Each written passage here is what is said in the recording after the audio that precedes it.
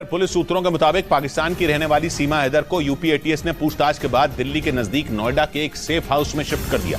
सीमा के साथ उनका एक बेटा और प्रेमी बताए जा रहे सचिन भी मौजूद हैं। सीमा हैदर की असलियत जानने के लिए पिछले 2 दिनों से यूपी एटीएस की टीम उनसे पूछताछ कर रही है। और पुलिस सूत्रों के मुताबिक इन 2 दिनों में सीमा हैदर से करीब 18 घंटे पूछताछ की गई। सूत्रों का कहना है कि पूछताछ में सीमा हैदर ने यह कबूल किया कि उनके भाई और चाचा पाकिस्तानी सेना में हैं, लेकिन वो जासूसी की बात से इनकार करती रही। और पुलिस के सूत्र बताते हैं कि सोमवार को सीमा से करीब 7 घंटे और अगले दिन उनसे करीब 11 घंटे पूछताछ की गई। बाद में सीमा हैदर को रबुपुरा थाने ले जाया गया, जहां उन्हें रात करीब 9 बजे तक थाने में रखा गया। पुलिस सूत्रों के मुताबिक बाद में सुरक्षा कारणों की वजह से उन्हें यूपी एटीएस ने नोएडा के एक सेफ हाउस में शिफ्ट कर दिया। बताया गया कि पाकिस्तानी महिला होने की वजह से उन पर हमले का खतरा मंडरा रहा है, इसलिए सुरक्षा एजेंसियां अलर्ट हैं। और पुलिस सूत्रों के मुताबिक यूपी एटीएस की टीम सीमा हैदर के कोड वर्ड डिकोड करने में जुट गई। जांच एजेंसियों को शक है कि सीमा पाकिस्तान की खुफिया एजेंसी आईएसआई की एजेंट है और वो सचिन से प्यार करने की आड़ में किसी बड़ी साजिश को अंजाम देने की फिराक में है। जबकि सीमा हैदर का दावा है कि वो जासूस नहीं है। उनके मुताबिक वो सचिन से प्यार करती हैं और उनके साथ रहने के लिए ही अपने बच्चों के साथ भारत आई हैं। लेकिन सीमा के इन दावों पर सुरक्षा एजेंसियों को जरा भी भरोसा नहीं। पुलिस सूत्रों का कहना है कि इसीलिए यूपी एटीएस की टीम सीमा हैदर से कोड वर्ड उगलवाने की कोशिश में है।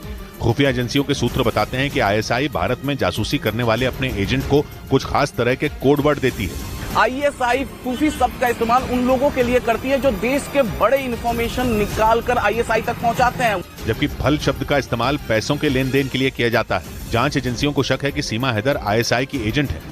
इसी वजह से यूपी एटीएस की टीम उनसे कोड वर्ड निकलवाने और उन्हें डिकोड करने में जुट गई। और पुलिस सूत्रों के मुताबिक सीमा हैदर की असलियत जानने के लिए यूपी एटीएस की टीम उनकी और उनके प्रेमी बताए जा रहे सचिन मीणा के बैंक अकाउंट खंगालने में जुट गई, लेकिन ताकि यह पता लगाया जा सके कि कहीं सीमा हैदर और सचिन की कोई मदद तो नहीं कर रहा। क्योंकि जांच के दौरान ये बात सामने आई कि सीमा हैदर ने भारत आने से पहले 5 पासपोर्ट बनवाए थे। इसके अलावा वो 10 मार्च को सचिन से मिलने नेपाल पहुंची थी। इसके ठीक 2 महीने बाद सीमा अपने 4 बच्चों के साथ पाकिस्तान से दुबई और वहां से नेपाल होते हुए भारत पहुंच गई। सूत्रों के मुताबिक पासपोर्ट बनवाने से लेकर और पाकिस्तान से दुबई होते हुए भारत आने में सीमा ने लाखों रुपए खर्च कर दिए। इसीलिए जाँच एजेंसियाँ सीमा, सचिन और सचिन के घर वालों के बैंक खातों की डिटेल्स खंगालने में जुट गई है। सूत्रों का कहना है कि जांच एजेंसियों को शक है कि सीमा हैदर और सचिन की पैसों से मदद की जा रही है, जबकि सीमा का दावा है कि उन्होंने कराची में करीब 12 लाख पाकिस्तानी रुपयों में एक जमीन बेची थी और उन्हीं पैसों से वो भारत पहुंची। इस बीच खुफिया एजेंसियों के सूत्रों ने दावा किया कि पाकिस्तान से आई सीमा हैदर किसी तीसरे आदमी की मदद से नेपाल बॉर्डर से भारत की सीमा में दाखिल हुई। हालांकि ये पता नहीं चल सका कि वो आदमी नेपाल का नागरिक था या पाकिस्तान की खुफिया एजेंसी आईएसआई का कोई एजेंट था। लेकिन खुफिया एजेंसियों का दावा है कि भारत में घुसने के लिए सीमा हैदर ने पूरी तैयारी की थी। पुलिस एफआईआर के मुताबिक 10 मई को सीमा नेपाल के काठमांडू पहुंची थी, जहां वो 2 दिनों तक अलग अलग होटल में रहीं। बाद में वो 13 मई को भारत आ गई। खुफिया एजेंसियों के सूत्रों का कहना है कि नेपाल से भारत में घुसने में किसी तीसरे आदमी ने सीमा की मदद की थी। और सूत्र ये भी बताते हैं कि भारत आने से पहले सीमा ने खुद को अलग तरीके से तैयार किया था। उन्होंने इस तरह से कपड़े पहने कि वो भारत के गांव में रहने वाली कोई महिला लगे। सूत्र बताते हैं कि सीमा को तैयार करने में पेशेवर लोगों की मदद ली गई थी। दावा है कि सुरक्षा एजेंसियों से बचने के लिए सीमा ने अपने बच्चों को भी इसी तरीके के कपड़े पहनाए।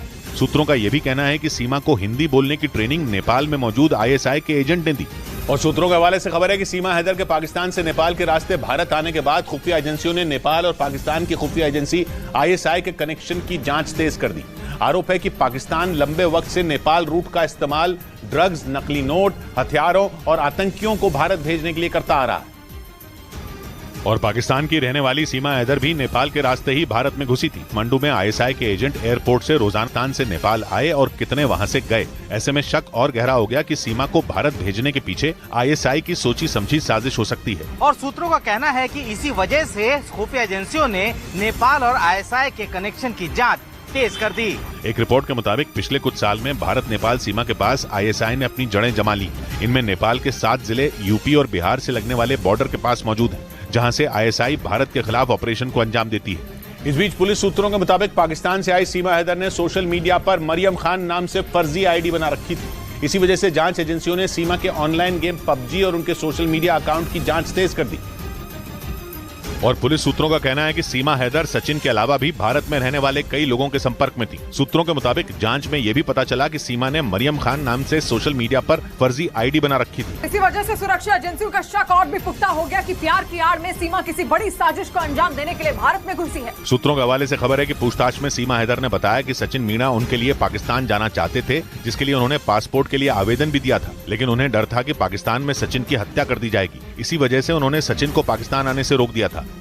और पाकिस्तान से आई सीमा हैदर की असलियत जानने के दौरान सुरक्षा एजेंसियों को यह पता चला कि नेपाल की राजधानी काठमांडू में सचिन ने होटल में गलत नाम से कमरा बुक करवाया था। पुलिस की एफआईआर के मुताबिक 10 मार्च को पाकिस्तान के कराची शहर से दुबई होते हुए सीमा हैदर नेपाल पहुंची थी।